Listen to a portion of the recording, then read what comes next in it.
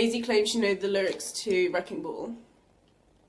We clawed, we chained our hearts in vain. We jumped, never asking why.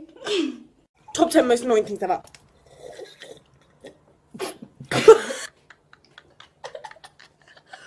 Bloopers.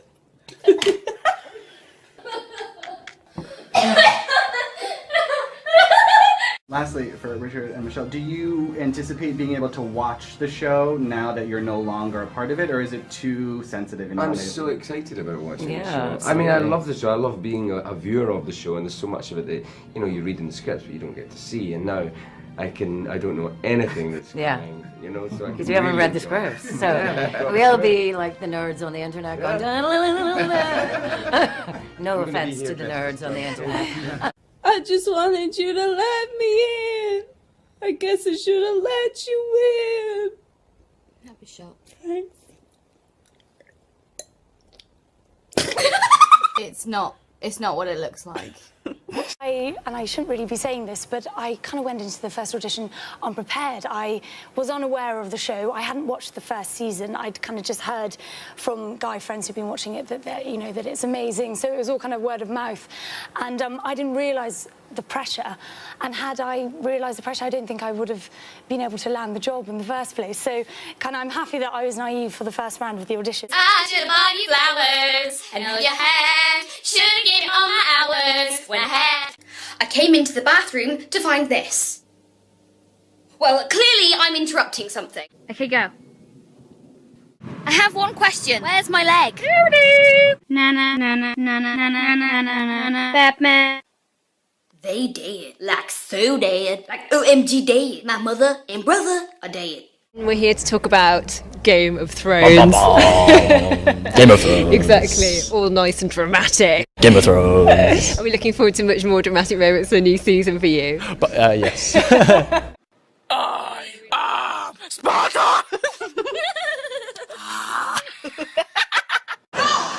No! Oh shit! Oh.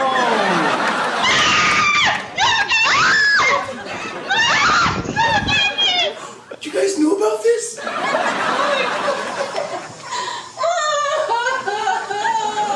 You know what? That's why this is the best show of all time. That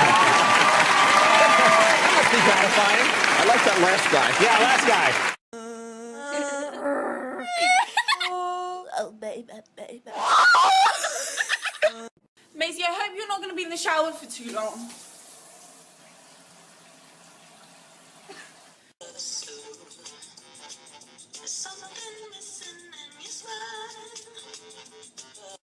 I'm Sophie. I'm India. And this is our Vine. Happy birthday, Auntie! Happy birthday! I hope you have a great day.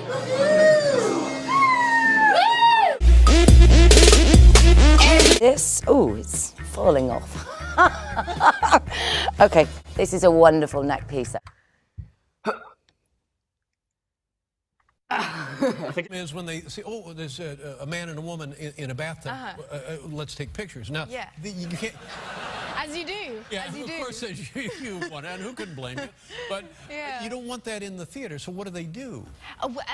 Well, it hasn't happened. There really hasn't been that many people taking photos of us in the tub. They should be admonished and warned not to take photos. They should. Yeah. Indeed, they should. And also, there's just no need. They could go on YouTube and see Game of Thrones, and it would be more than they would ever see in the bath. You've been naked in the Game of Thrones. Yes. Wow.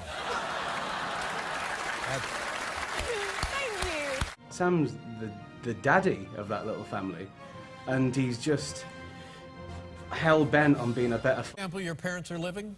Yes, they are, yes. So,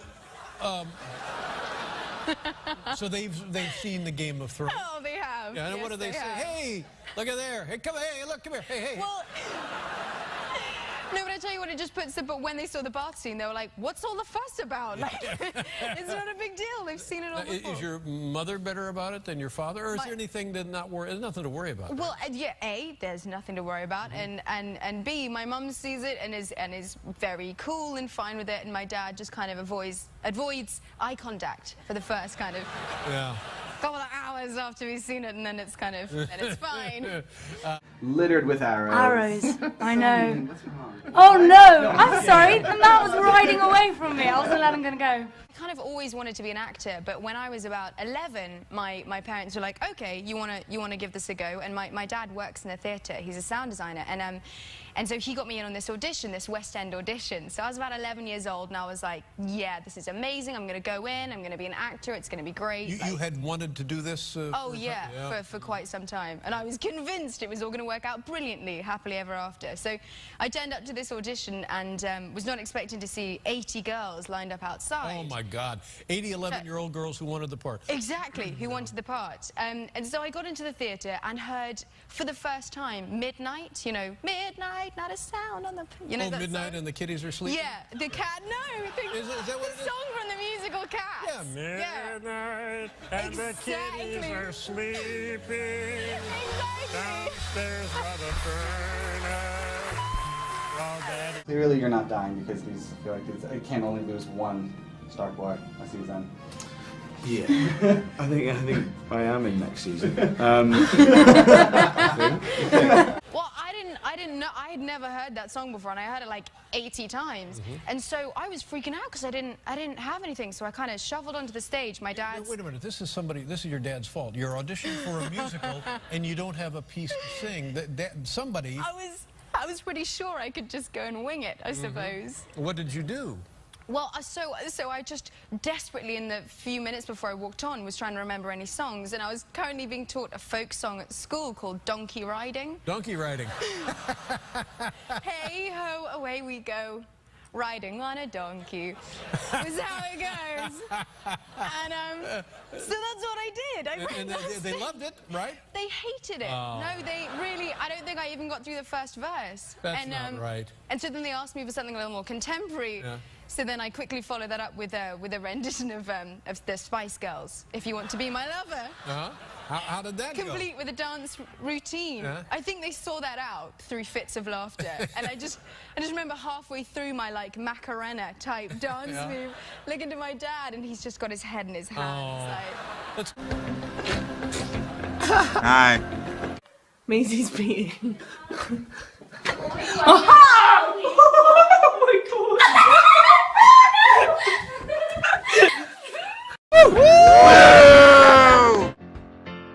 Everything. We're treated like gods.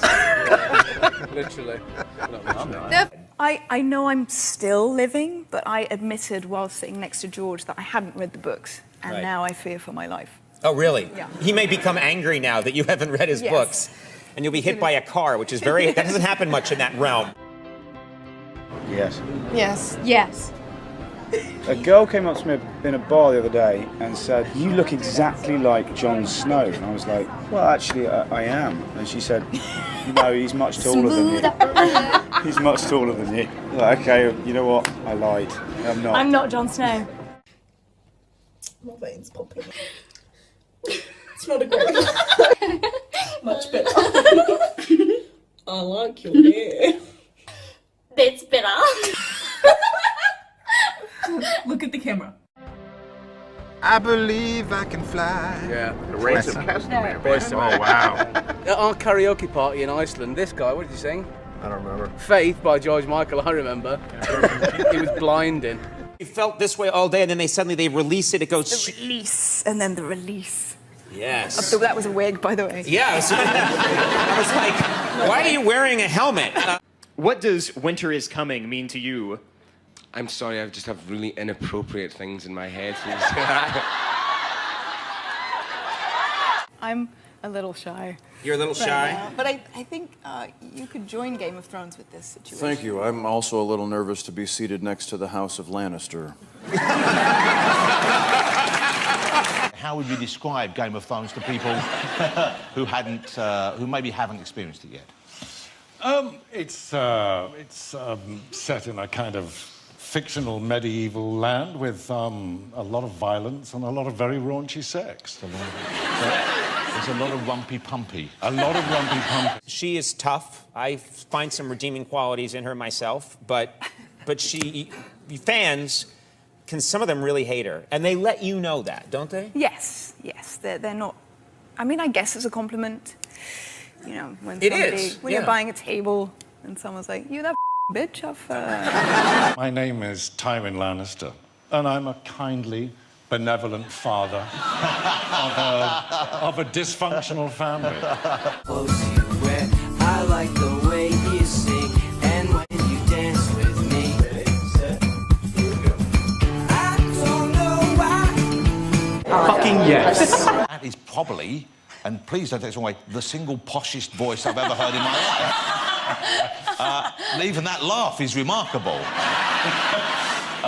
After filming, forget about my dirty makeup and go to the shop. People think I'm homeless, and it's hilarious. Well, not really, it's kind of sad.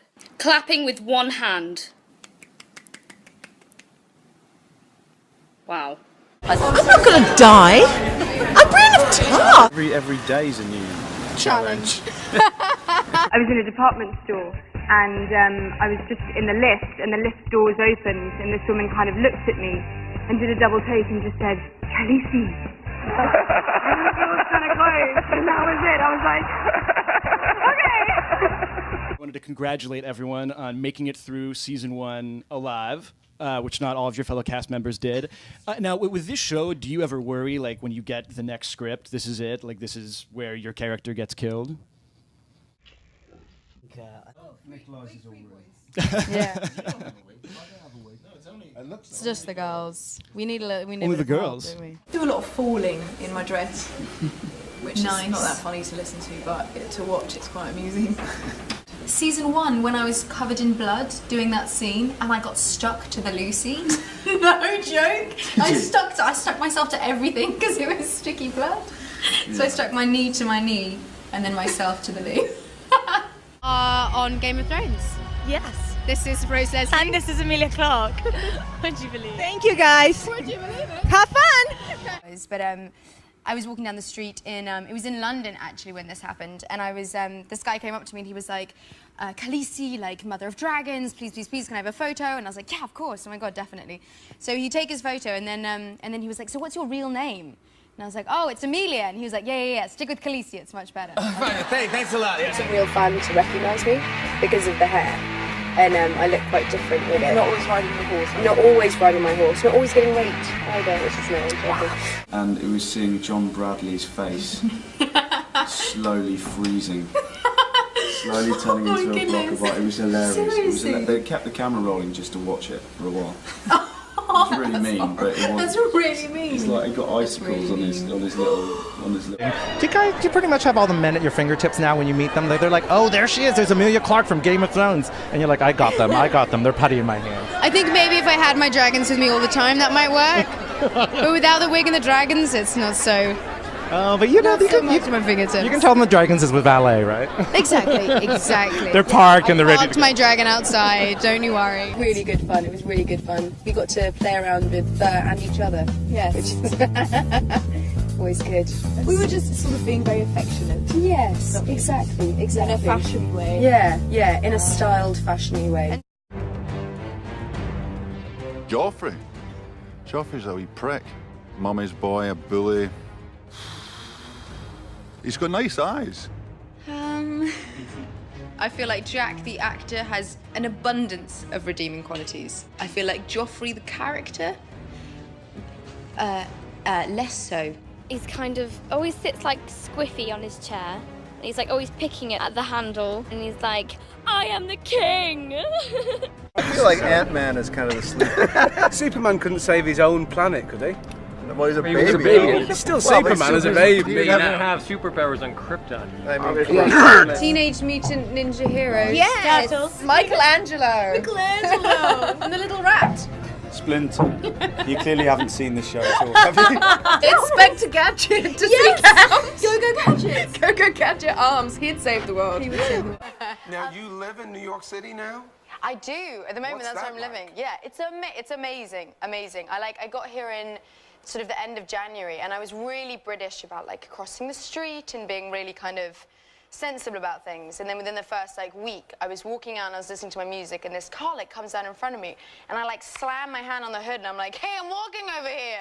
One of the most terrifying things I've ever had to do was the opening shot of season 3. They wanted to get this feeling of something being behind Sam and something in pursuit of Sam. So they decided the only way to achieve that effect was to chase me on a quad bike through the snow. And they had a guy running alongside saying, the only reason I'm here is if you fall over, I'll get the quad bike to stop. I went, thanks very much. I don't know what they're paying you, but it's not enough.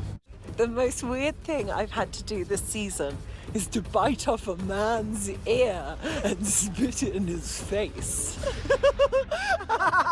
Na Savannah was a piece of a go. Bye. Where's my case? Where's my case? Where's my case? You guys have to dress up as a character. Who would you guys would dress up as? Teenage Mutant Ninja Turtles. Yeah. Yes. Oh yeah. Yes. I'm gonna go for Michelangelo. I would be as him. I'm gonna go for Raphael. Raphael. Yeah, Raphael. And it's just really exciting. You can see the headline kind of kids with drinking problems on Game of Thrones. And You know, Flint, what? Everyone else gets the bat. Okay, well, there was that scene where he said Hodor. Hodor? Hodor. Hodor. That was definitely a badass one.